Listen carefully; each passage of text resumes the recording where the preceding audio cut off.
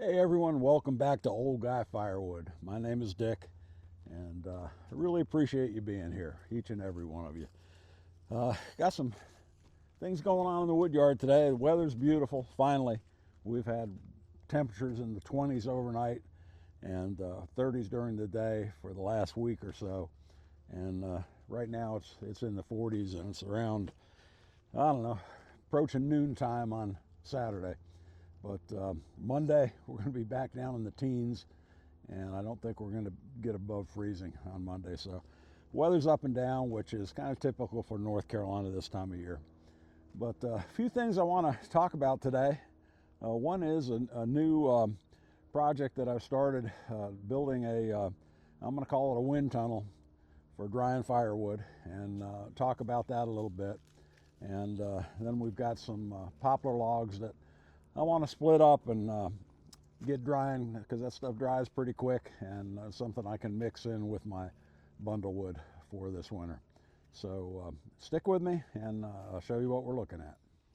Here's one of the poplar logs that I've got, and I've got 3 of them about this size. Yeah, Clifford will show you here, poplar logs. But I hope they're going to be okay when I cut into them. I left them laying on the ground over the summer, and poplar will tend to rot pretty easily when it's on the ground, but they look pretty solid. But the plan is to cut these up in 16-inch pieces, put them on the axis, split them down for bundle wood, and get them drying. And I've found that this poplar, if you split it small, get it out in the sun, get it out in the air, even in the winter, it'll dry pretty quickly. I mean, in 4 or 5, 6 weeks, it'll be ready to burn.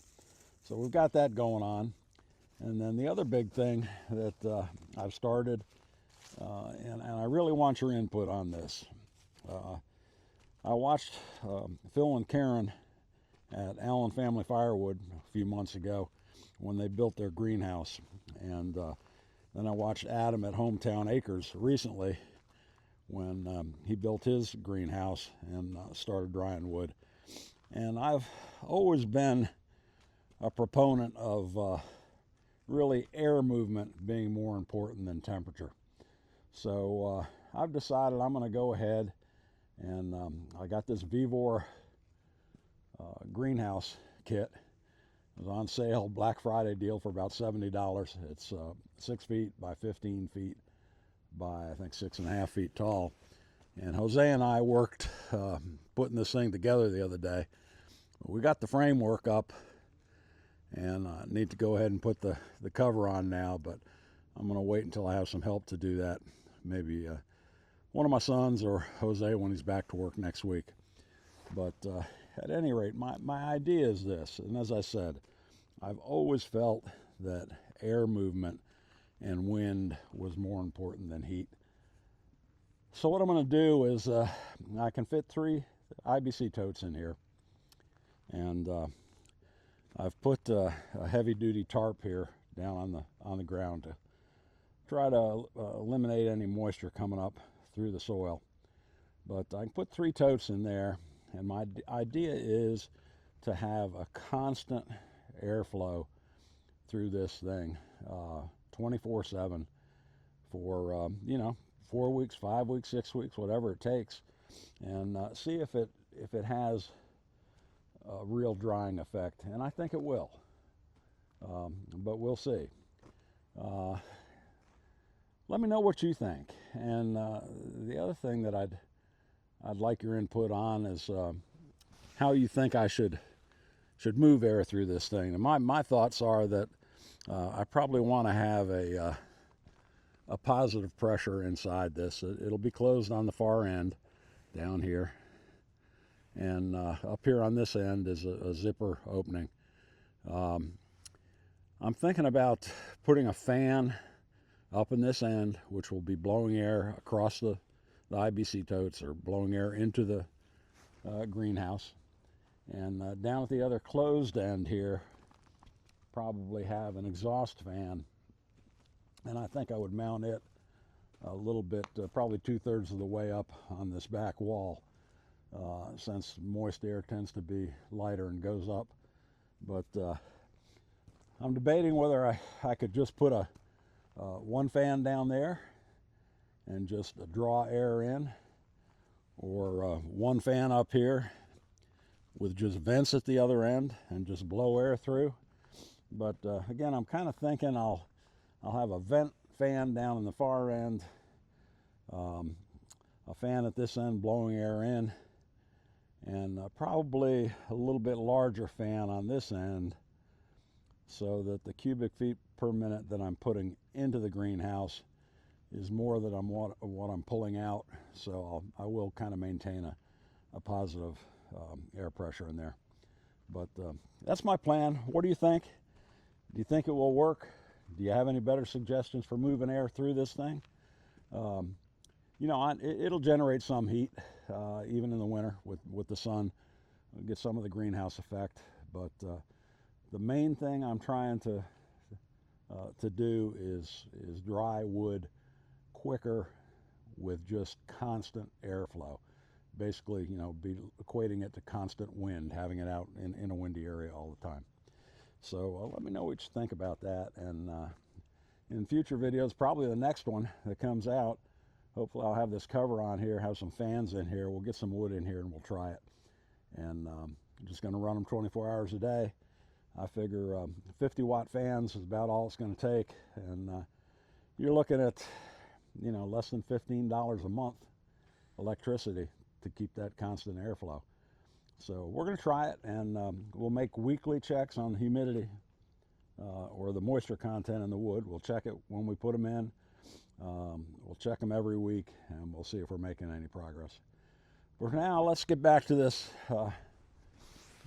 poplar log down here and get the saw out. We're going to buck that up, split it up, and get some poplar splits into an IBC tote that I can start using hopefully in a month or so for my bundle wood.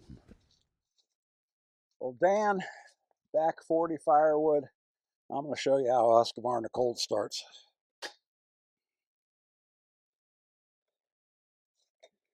That's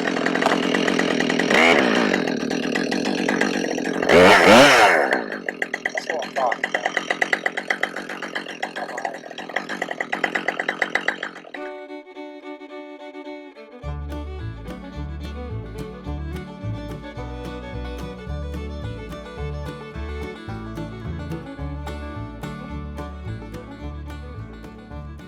Go ahead and warm the axis up here a little bit, and then split some of this and see how it turns out.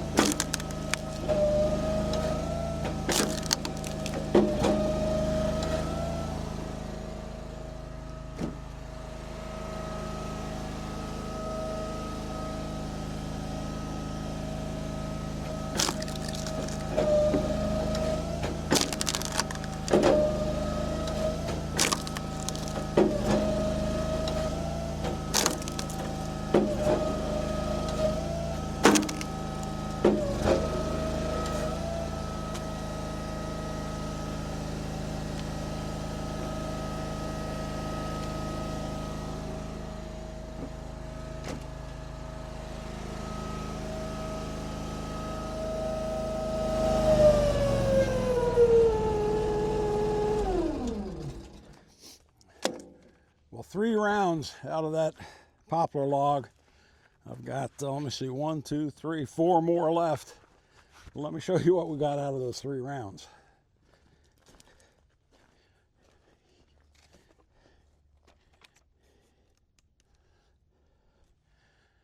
So I think 1, 2, 3, 4 more. It'll more than fill that back row, starting on the front row, and 1 more poplar log. I'll definitely fill that tote up. Well, the Easton made axis is definitely the machine to precisely split nice bundle wood. Some good looking splits of poplar there. And when I get my wind tunnel greenhouse kiln put together, I'm going to put a basket of this poplar in there, along with some fresh cut oak that I have up here that's just been split recently.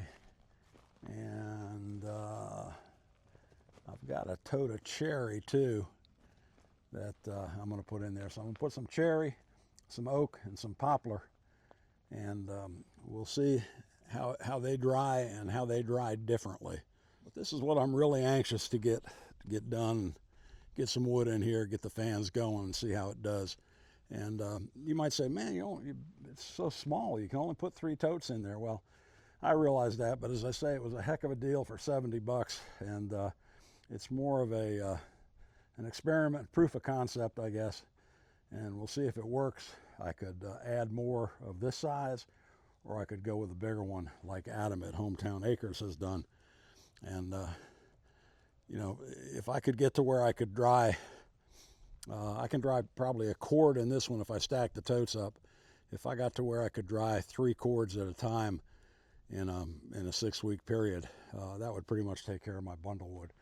And that's all I'm really trying to do at this point in time.